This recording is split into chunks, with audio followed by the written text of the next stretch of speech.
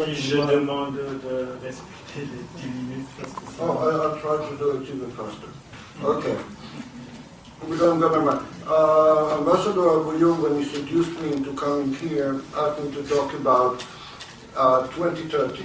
He looked at the challenges at that time. So I'll start with the big picture and narrow it to the regions that we're dealing with. Number one, as far as the industrial north, what the Chinese call the V2V, Vladivostok to Vancouver and not across the Pacific, the current economic crisis is globalization met its match with the current economic crisis. Problems of unemployment, jobs, feeding one's own population are going to dominate and are going to overwhelm all of the WTOs and other wonderful international economic relationships. Simply put, no government in its sane mind is going to tell its own people, oh, you need to go hungry, unemployed, etc., just because we have to abide by obscure contract of one kind or another. So forget about solidarity. This will create tensions, and tensions that do not exist today in our unified West. Number two, I think that the world will return to the world of Haliford Mackinder of the late 19th century. There will be a Eurasian heartland dominated or led by Russia, Germany, and France, and the rest kind of joining in. There's going to be, the littoral states are going to become what both Ronald Reagan and Margaret Thatcher used to call the Anglosphere, which is the old alliance of the United States, Canada, UK, Australia, New Zealand, a global naval facility. China is going to be a wild card that will tilt the balance in whichever direction it wants, adding to the instability. Why it is so crucial for the issue that we're dealing with? Because both Africa and Latin America are out of everybody's or anybody's calculation. Today, the vast majority of what we call the bottom billion are already in this region, creating a host of instability, misery, etc. Come 2030, by the best demographic statistics, we're talking about 2.5 billion people. The bottom, it will be the bottom 2.5 billion.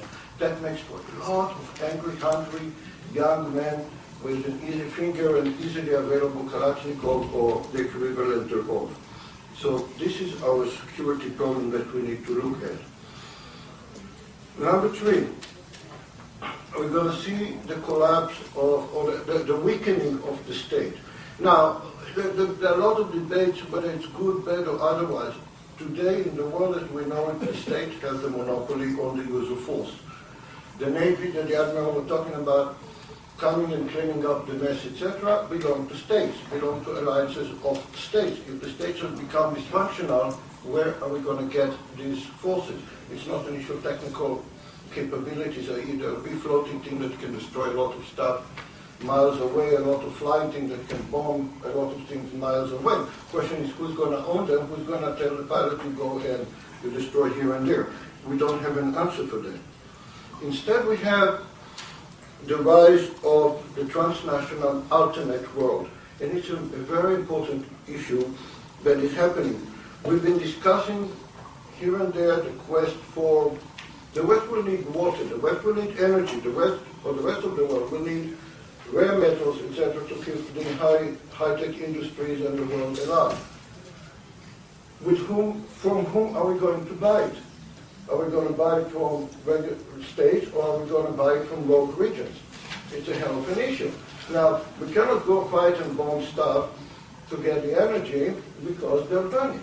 So we'll have to come up with deals with these guys with the alternate world. But this is the world that is fueled by radicalism, by terrorism, by militancy, by drug smuggling, and far more important than all of the above, not that they don't do damage to our world and to their own world. The black money, the profits of all of the above, the black money, because this black money is being invested in the West today as we speak, and in the developing world in labor-intensive economy. So if we close down the drug trade, we create massive unemployment. Can we afford it? Can we afford massive unemployment in Greece, Japan, parts of France, Italy, part of France, etc., where the economy is fueled by drug money? Can we afford massive unemployment in the Balkans? This is Europe. Now go down to Latin America, Europe, etc. We're going to be fine. We need to talk about it. In the United States alone, the last statistic, there were $3 trillion invested in job-producing black money. No state in its sane mind is going to pull out the plug. Now, okay, where are we going? The United States, previous speakers talked about Mr. Obama, etc., etc. Sorry, guys, U.S. is going into isolationism. This is what we're good at. This is the way Congress and the average Joe is going to besiege his congressman, her congressman. Don't forget, when American troops are going to save the world in Mukmuk Island or whatever, somebody will have to pay sign a check to make it happen.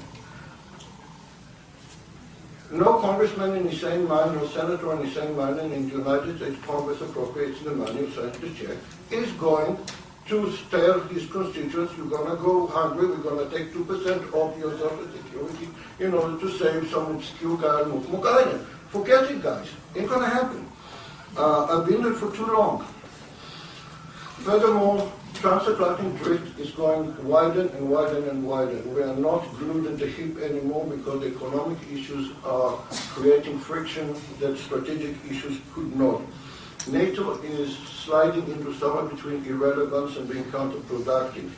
We can talk about NATO as much, but the wonderful thing that friend joined in, don't get me wrong, I'm all for it, I think it's wonderful. However, I'm an old guy. I'm a Cold Warrior. I remember NATO exercises in the 1980s, how lean and mean, efficient, functioning alliance it was, and I've seen exercises in the last couple of years. It's a game, it's a play. The alliance does not function. NATO was, during the Cold War, the best alliance in the history of mankind. It achieved its strategic goal, preventing Soviet occupation of Western Europe and enabling Western Europe to recover from the Second World War without shooting a single bullet in anger. It's an immense achievement, but the Cold War is over.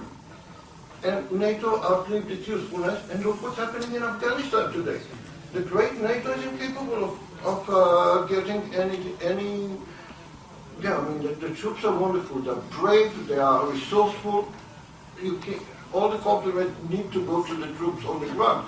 However, having said that, strategically we're losing, and we're losing to some ragheads carrying Taliban and wearing sandals. Don't even have combat boots. Not good. Okay. Regions that we need to look at. Africa, there's going to resume collapse on him. We'll have to deal with it. Latin America also, there's a withdrawal into sub-state alliances and identities, etc. Look at the elections in Bolivia, look at the elections in what we call Venezuela right now, the emerging rearrangement of forces in Peru and in Colombia. This is the time of things to come. So again, weakening of the state, what are we going to do? Which one are we going to talk about eradicating drugs? I said transatlantic drift, I'll leave it. Okay, so what can be done? We need to think about saving this region. This region needs to be pulled from the misery. I mean, the dire state must not be permitted to happen.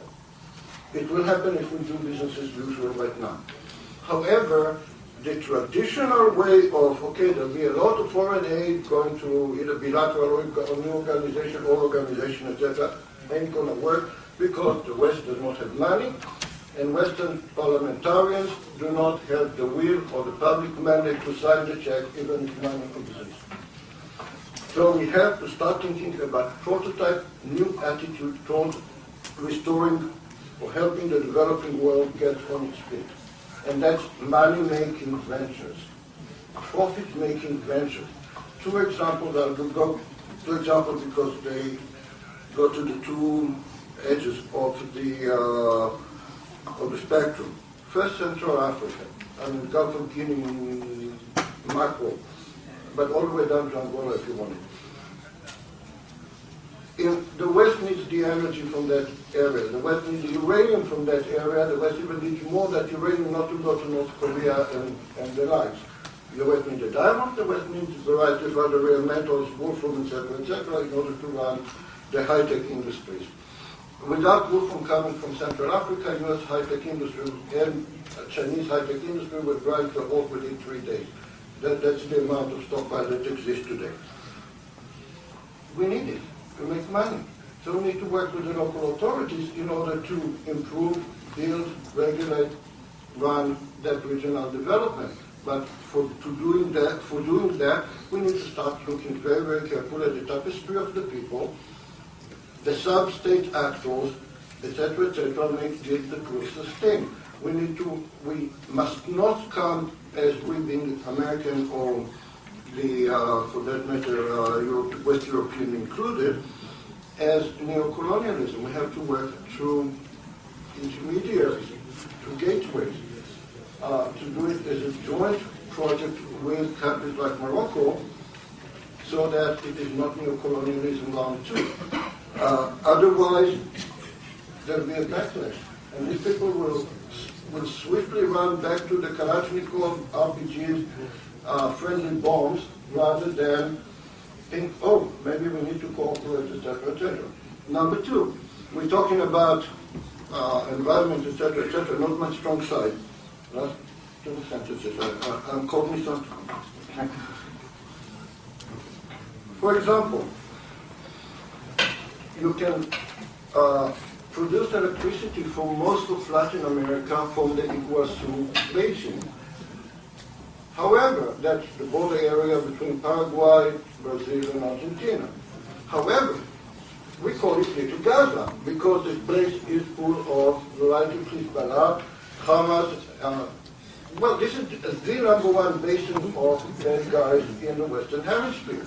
So you need to clean it up, which immediately will flare up, given the clan and family affiliations from Paraguay all the way to Lebanon through West Africa.